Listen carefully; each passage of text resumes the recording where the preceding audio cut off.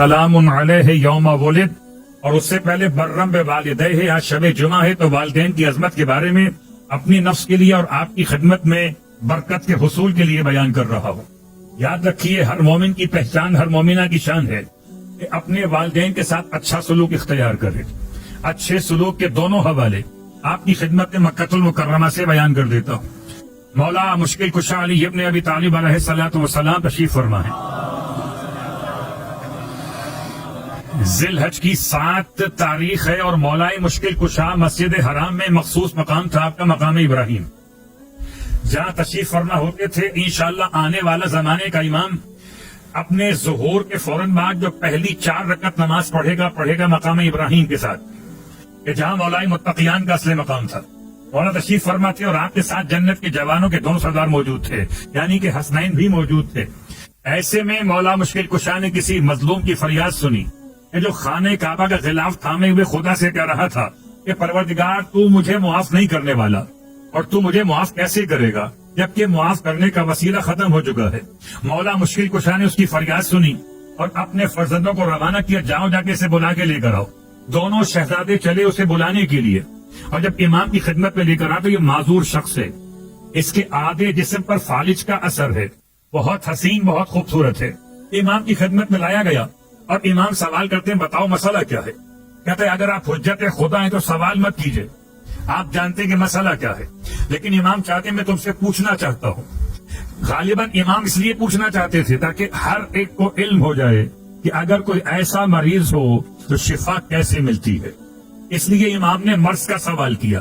وہ کہتا ہے، یا علی، میں اپنے والد کی خدمت میں بہت زیادہ نافرمانی کیا کرتا تھا، میرا والد مجھ سے پریشان و عاجز، اور میں اپنے والد کی کمائی پر بہت زیادہ عیاشی کیا کرتا تھا۔ ابا کماتے ہیں، ابا تو ہوتے ہیں ATM، بس پیسے نکالو اور خرچ کرو۔ ابا سے بار بار پیسے مانگتا تھا، ابا پریشان ہو گئے کہ کتنا ضائع کرتا ہے، برباد کرتا ہے۔ تو ایک دن ابا نے روک دیا۔ جب میں نے رقم کا مطالبہ کیا، مجھے پتا تھا کہ ابا نے چھپا کے کہاں رکھی ہے۔ کہتا میں نے باپ کے سامنے اس طرح سے باپ کو زد و کوب کیا کہ باپ کو دھکا دے کے گرا دیا اور جا کے پیسے نکال کے اپنا کام کر لیا۔ باپ تو نیچے گر گیا، مگر یہ پتا نہ تھا کہ رحمت کا دروازہ بھی نیچے گر گیا۔ باپ چلا، اس کے بعد مکے پہنچا۔ غالباً یہ واقعہ ایسے زمانے کا اور ایسے علاقے سے متعلق ہے جہاں مکے جانا ممکن ہوا کرتا تھا اس زمانے میں۔ مکے پہنچا بڑھاپے میں، اور خانہ کعبہ کا پردہ تھام کے میرے حق میں بددعا کر دی۔ اس نے بددعا کی اور خدا نے میرے جسم کو فالج کے زیر اثر کر دیا، میرا آدھا حصہ شل ہو گیا۔ بہت غور کیجئے گا، خدا کسی دشمن کو بھی فالج کا مرض نہ دے۔ فالج کا مرض میں نہ انسان زندوں میں رہتا ہے اور نہ مردوں میں رہتا ہے، پڑے پڑے بستر پر ہی مر جاتا ہے کہ بار بار کون اٹھائے گا اس آکل لاش کو باتھ روم لے جانے کے لیے، کون بدلے گا اس کے لباس کو نجس ہو جانے کے بعد۔ ابھی اندازہ کیجئے گا، پھر شکر خدا ادا کیجئے کہ خدا نے آپ کے سارے اعضاء و جوارح کو آپ کے اطاعت گزار بنایا ہے۔ فالج میں کیا ہوا؟ جسم نے کام کرنا چھوڑ دیا۔ کہتا ہے میں نے باپ کو راضی کیا، رویا، گڑگڑایا۔ باپ آخر کار 4 سال میں راضی ہوا، اور 4 سال تک میں حالت مرض میں باپ کے سامنے رگڑتا رہا اپنے ہاتھوں کو، اپنے پیروں کو کہ مجھے معاف کر دیجئے۔ باپ نے کہا اچھا میں نے معاف کر دیا، کہ ایسے نہیں، جہاں بد دعا کی تھی وہیں چل کے دعا دیجئے۔ تیار کیا ہم نے، سامان سفر کو جا رہے تھے، راستے میں باپ کو جس اونٹ پہ بٹھایا تھا وہ اونٹ کسی بڑے پرندے کے اڑنے کی وجہ سے ڈر گیا، اور بدک کر اس نے جو اپنے آپ کو اچھالا تو باپ گر پڑا، اور باپ کے گرتے کے ساتھ پتھر پہ باپ کا سر لگا، باپ مر گیا۔ کہتا ہے اب میرے پاس ایک سہارا تھا، باپ کا نہیں رہا۔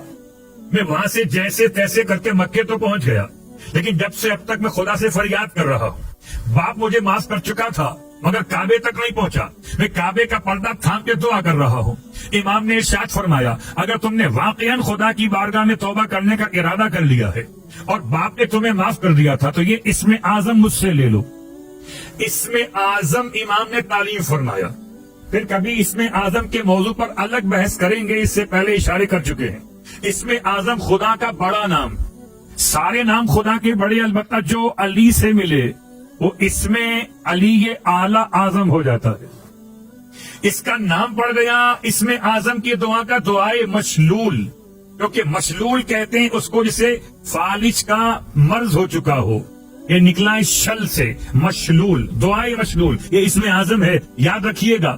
جب کبھی آپ کو مشکلات پیش آئیں تو بجائے ادھر ادھر عاملوں کے ڈھونڈنے کے آئیے مولا کے پاس آئیے، اسم اعظم یہ کیا دیں گے جو خود فقیر بنے بیٹھے ہیں؟ اسم اعظم تو وہ دے گا جسے خدا نے امیر بنایا تھا۔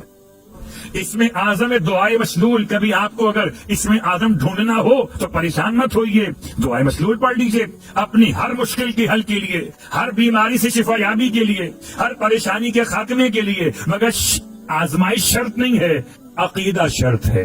دعائے مشلول تلاوت آپ نے اسے سمجھایا کہ یاد کرو، اتنی بڑی دعا اس نے یاد کر لی، رات میں پڑھ لینا، رات میں پڑھا دعائے مشلول کو اس نے خانہ کعبہ کے صحن میں، جیسے ہی دعا مکمل کی آنکھ جھپکی، ایک لحظے کے لیے رسول خدا کی زیارت نصیب ہوئی۔ حالت خواب میں اللہ کے حبیب فرماتے بتاؤ کون سا حصہ نہیں اٹھتا؟ اس نے حصہ بدن کا اشارہ کیا، آپ دستے مبارک پھیرتے چلے گئے، جہاں جہاں مصطفیٰ کا ہاتھ چلا وہاں وہاں حیات کا رواج چلا۔ جو خون رکا ہوا تھا اس میں روانی پیدا ہو گئی، تو طریقہ سمجھ میں آیا، ایک چھوٹا ایک بڑا، دونوں باپ ہمارے ہیں، چھوٹے نے نسخہ تعلیم دیا، بڑا علاج کرنے پہنچ گیا۔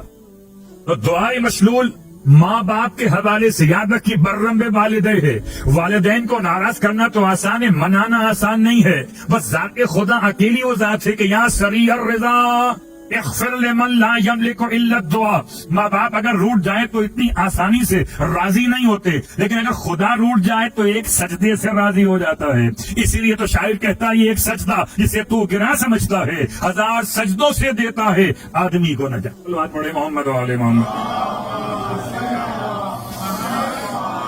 تو برم بے والدے ہے، یہ رسول خدا کے زمانے کے بعد کا واقعہ۔ رسول خدا کے زمانے کے واقعات میں ایک جملہ کافی ہے کہ پہنچا ایک جوان اپنے ماں کو لیے ہوئے اور اپنی ماں کو اپنے کاندھوں پر بٹھا کے پورا حج کروایا۔ آج کا حج نہیں، اس زمانے کا حج۔ اور اتفاق سے پیغمبر سے ملاقات ہو گئی، اللہ کے نبی کی بارگاہ میں آ کے کہتا یا نبی اللہ، میں نے اپنی ماں کا حق تو ادا کر دیا، میری ماں پچھلے 10 سال سے بیمار ہے، سارا کام اپنی ماں کا اپنے ہاتھ سے کرتا ہوں، جیسے کوئی بچے کو پالتا ہے ایسے ماں کو پالتا ہوں، اور پھر بٹھا کے اپنے کانوں پہ یہاں تک لے کر آیا ہوں، پھر طواف بھی خود کروایا، سارے احکام خود کروائے ہیں، اب تو حق ادا کر دیا میں نے۔ ماں نے رکھا تھا 9 مہینے، میں نے رکھا ہے 10 سال، 9 مہینے کم ہیں، 10 سال زیادہ ہیں۔ اللہ کے حبیب ارشاد فرماتے ہیں برخوردار اگر تم ساری زندگی بھی ماں کی ایسی خدمت ہی کرتے رہو تو یاد رکھو جو ماں نے تمہیں اپنے پیٹ میں رکھتے ہوئے ایک سانس تکلیف کے ساتھ لی تھی، اس ایک سانس کا عوض ممکن نہیں ہے۔ اللہ اکبر، ایک سانس کا بدل ممکن نہیں ساری زندگی خدمت کے بعد۔ سوچئے جو پیٹ میں رکھے، جب اس کی ایک سانس کا بدل ممکن نہ ہو تو جو کائنات میں فرش پر اتارے، آسمان کا شامیانہ بنائے، چاند و ستاروں کی نعمتیں عطا فرمائے، اس پروردگار کی رحمتوں کا کیا عوض ممکن ہے؟